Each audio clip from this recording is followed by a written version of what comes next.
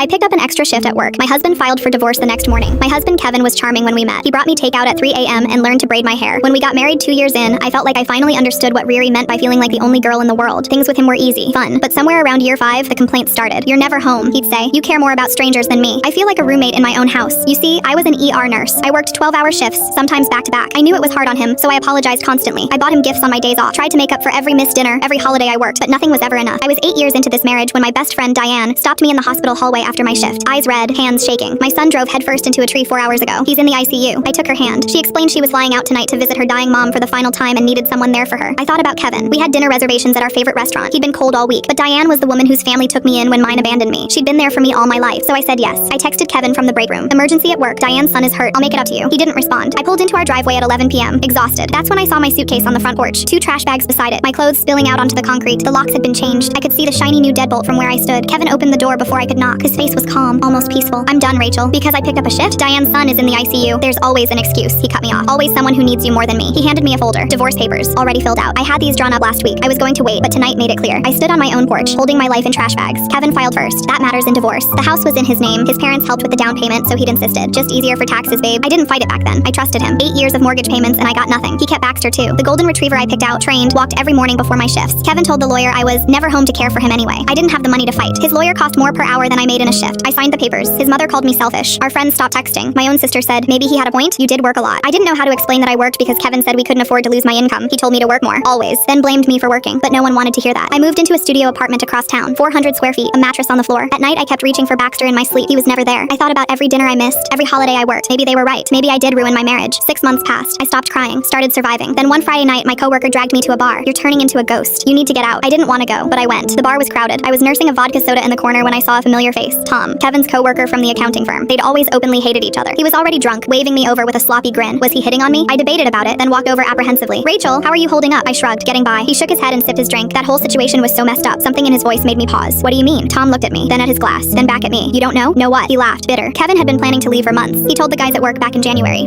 5 months before the divorce, when we were still having date nights, still saying "I love you." He was waiting for you to mess up, waiting for something he could point to so he wouldn't look like the bad guy. My hands started shaking. "Why?" Tom shook his head in that drunk laugh. "Kevin signed a lease on an apartment 2 weeks before he served you. A 2-bedroom. He paused. His girlfriend helped him pick it out. The room tilted. "What girlfriend?" Tom wouldn't look at me. "Megan, from HR. They've been together almost a year. She moved in with him the week after you signed the papers." A year. While I was apologizing for every late shift. While I was lying awake wondering why he felt so distant. While I was blaming myself for not being enough. He was with someone else, building a new life, waiting for me to hand him an excuse. I finished my drink, set it down slowly. He was looking for an excuse. I just happened to give him one. I left a good tip on the bar and walked out. Then I brought Tom home and effed his brains out. It was oddly cathartic.